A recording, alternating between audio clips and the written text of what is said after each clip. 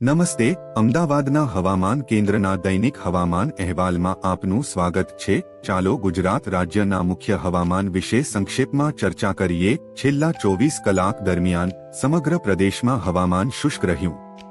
કચ્છના એકાદ સ્થળ પર હીટવેવની સ્થિતિ સર્જાઈ હતી। સમગ્ર પ્રદેશમાં મહત્તમ તાપમાનમાં કોઈ નોંધપાત્ર ફેરફાર થયો નથી। ગુજરાત અને સૌરાષ્ટ્ર કચ્છ ક્ષેત્રમાં મહત્તમ તાપમાન સામાન્ય કરતાં નોંધપાત્ર રીતે ઉપર તેમજ બાકીના પ્રદેશમાં સામાન્ય રહ્યું। સમગ્ર પ્રદેશમાં લઘુત્તમ તાપમાનમાં કોઈ નોંધપાત્ર ફેરફાર થયો નથી।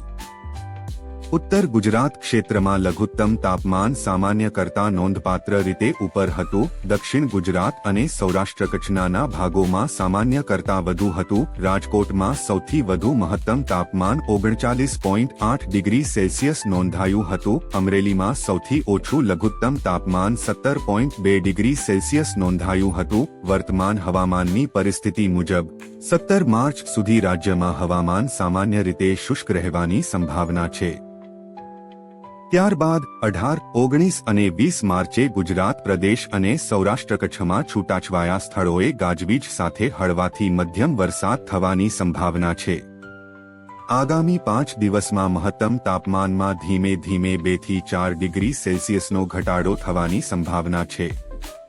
પ્રદર્શિત નકશામાં જિલ્લાવાર ચેતવણીઓ દર્શાવવામાં આવી છે। વરસાદ, ભારે પવન, વીજળી વગેરે જેવી આત્યંતિક હવામાન ઘટનાઓની પ્રતિકૂળ અસરોથી સુરક્ષિત રહેવા માટે તમને વિનંતી છે કે શક્ય હોય તો મુસાફરી કરવાનું ટાળો અને આ સમયગાળા દરમિયાન ઘરની અંદર રહો। જો તમે બહાર હોવ તો સુરક્ષિત આશ્રય લો, ઝાડ નીચે આશ્રય ન લો, ઇલેક્ટ્રિક અને ઇલેક્ટ્રોનિક ઉપકરણોને અનપ્લગ કરો, તાત્કાલિક જળાશયોમાંથી બહાર નીકળો અને વીજળીનું સંચાલન કરતી બધી વસ્તુઓથી દૂર રહો। તમારા પશુધનને યોગ્ય આશ્રય સ્થાનમાં રાખો। આજ માટે આટલું જ। અમે કાલે અપડેટ્સ સાથે પાછા આવીશું। વિગતવાર માહિતી માટે કૃપા કરીને અમારી વેબસાઇટ www.mausamtind.gov.in/અમદાવાદની મુલાકાત લો। આભાર। તમારો દિવસ શુભ રહે।